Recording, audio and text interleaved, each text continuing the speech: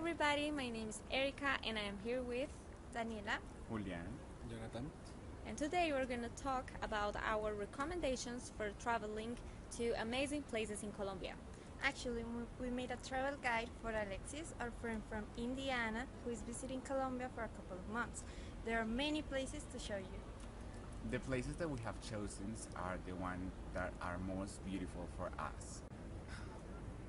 Keep smiling. There you can find beautiful places and learn more about our country and our culture. We chose Colombia because it's one of the most amazing countries and we know that you will enjoy it. Let's start!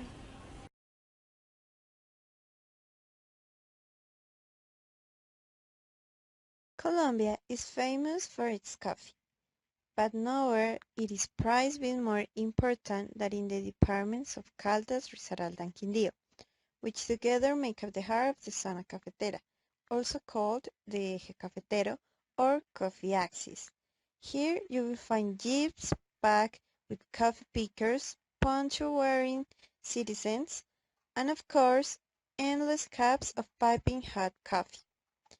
Many working fincas or coffee farms have embraced tourism and welcome visitors onto their plantations to learn all about the coffee growing process.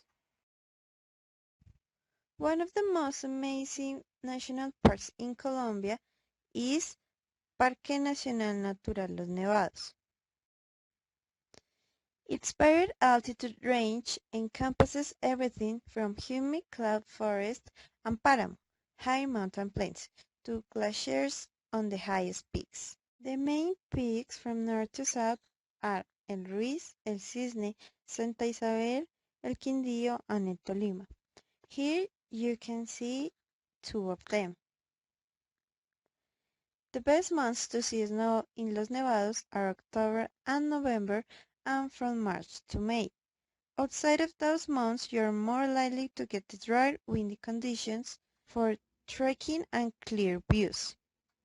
At the time of research, most of the northern section of the park, around Nevada Ruiz, remains off limits because of volcanic activity. The restrictions remain to change, so you have to check on the situation in Manizales before heading out.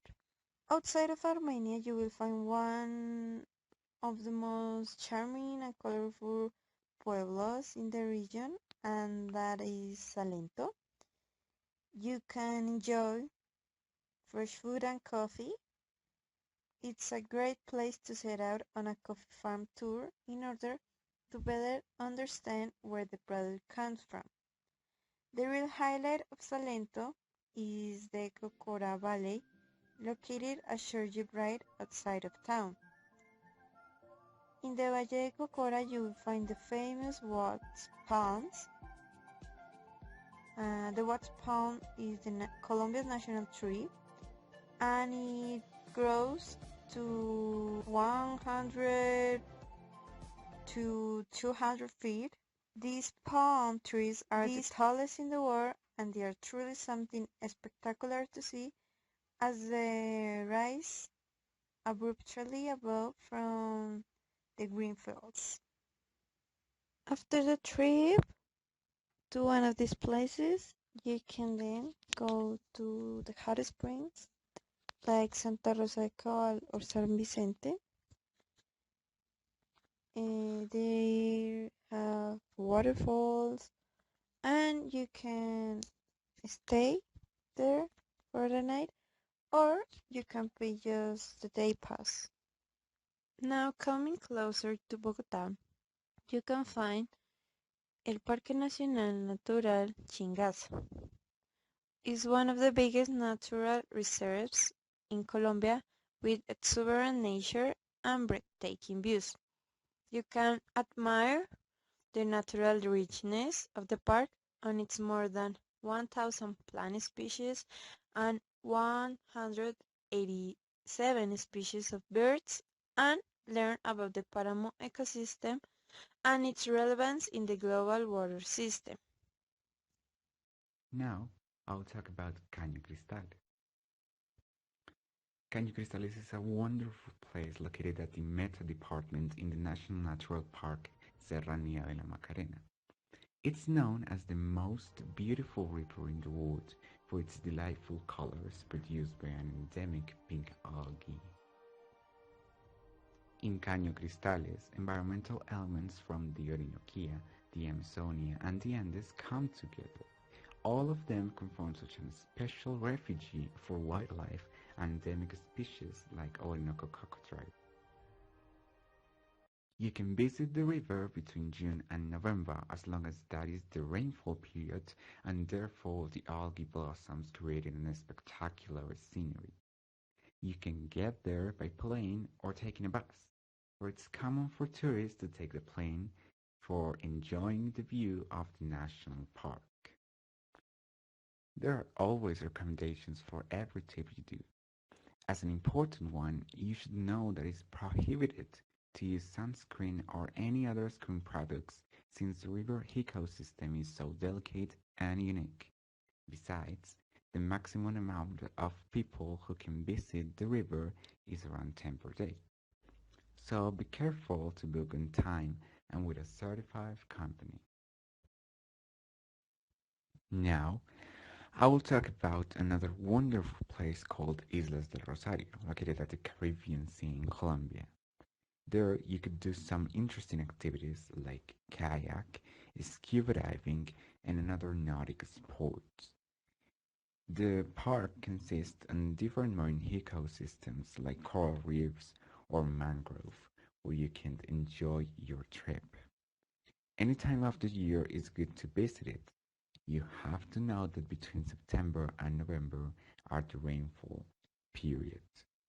Also, it's common to visit them by boat. If you are near to the Caribbean Sea, specifically to Santa Marta, you should go to the National Natural Terranos Park.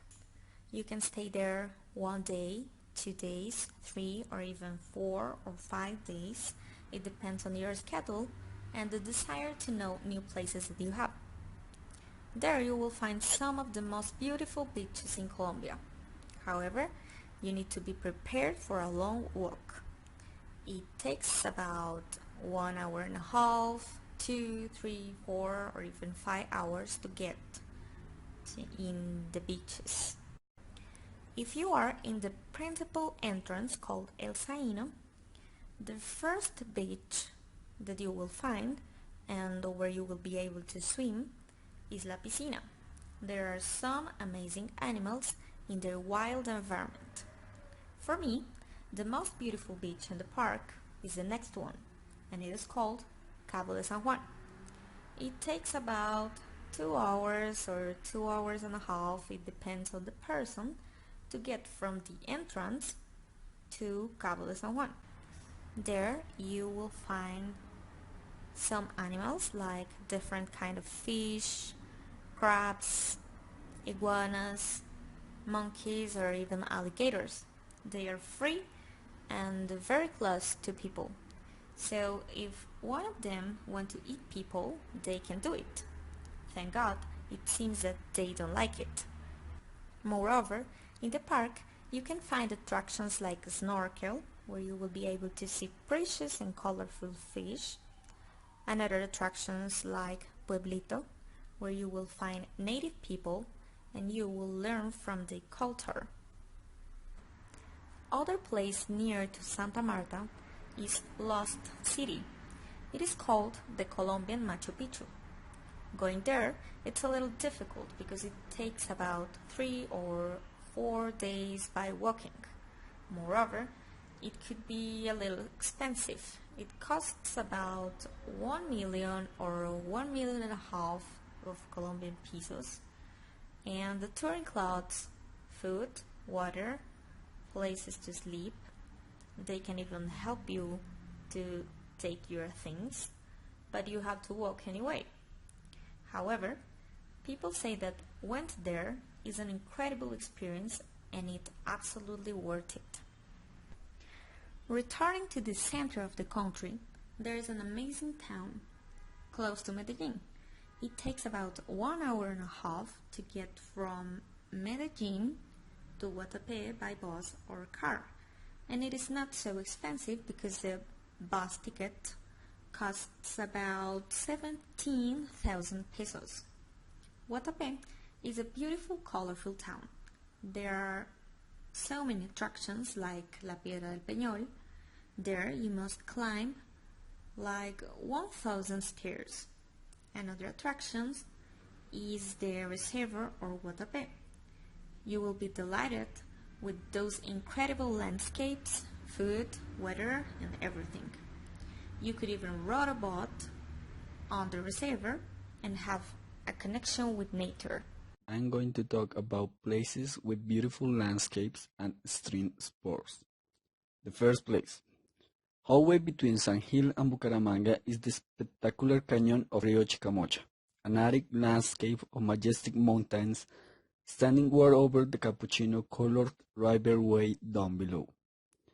The cliff-hugging road between the two cities is one of the most wonderful and windy drives in Santander. In this place, you can do a lot of activities that the locals do, but the place where you can find more activities and a great view of the canyon is the Chicamocha National Park, which offers visitors a contact with nature and extreme fun. This park has several squares, which represent outstanding spaces within the daily life of Santander, department in which this canyon is located. Among them are the Flats Square, Traditions Square, Commerce Square, and the most important, the Ants Square, because the big ass ant is very popular in Santander, both in gastronomy and in tourism and crafts.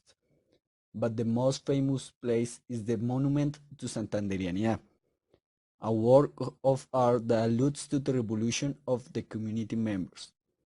It is represented by a tobacco leaf and a representation of Manuela Beltran as the protagonist and 34 more figures, with symbolic movements all of an explosion. Its author is the architect Guillermo Vallejo. Another place that you can visit is an area of the species of goats that occur in the Chicamocha Canyon area. Visitors can appreciate and feed them. Now, let's see the extreme sports that this park offers. The most striking is the flight cable. This is one of the biggest attractions in the park. There are three cable leaps in total. The first, of 450 meters, is located at the back and allows you to admire the entire canyon. The second is the cable viewpoint. It is shorter but with more vertigo and excitement. And the last is for children, so it's the shortest, quiet, and fun for them. Another extreme sport is the paragliding. Lovers of extreme sports can explore the incomparable landscape of the Chicamocha Canyon at 1,154 meters. Now, if you want to admire the river from closer, you can go rafting, a fabulous tour of the Chicamocha River, all its rapids and its nature.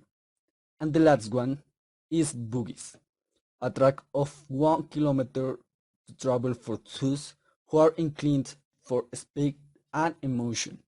This park also has a cable car whose destination is La Mesa de los Santos, a town where it trembles every day because it is a seismic nest. It is an ideal place to practice paragliding, cycling, hiking, rappelling, or simply to rest and enjoy the landscape. Also, there are cave paintings, rocks with fossils, and gypsum mines, whose caves give the impression of being a colosseum. The next place is Tovia, the capital of extreme tourism. It's a town that has concentrated in recent years to attract lovers of sports and adventure activities in Colombia.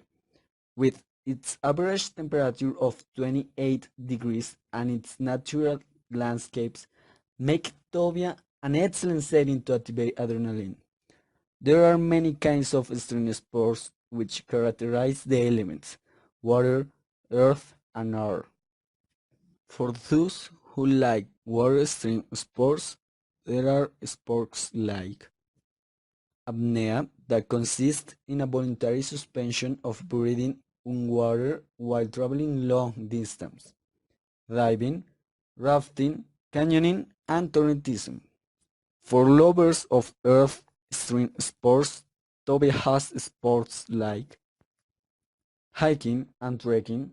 The difference between these two sports is that hiking has trails that consist more of hiking and exploration, while trekking requires more effort and more adrenaline activities. Speleology, an activity where you can explore caves, paintball, rappel or abseiling, and climbing. Finally, there are extreme air sports like canopy, bungee jumping, puenting, or bridging. It consists of the same bungee jumping activity, but the jump is from a bridge. Paragliding and skydiving. Well, these are my favorite places which I recommend to those who love landscapes and extreme sports. I hope you can enjoy these beautiful places and fun activities. Thanks for listening. Video, and we should you visit there. Bye.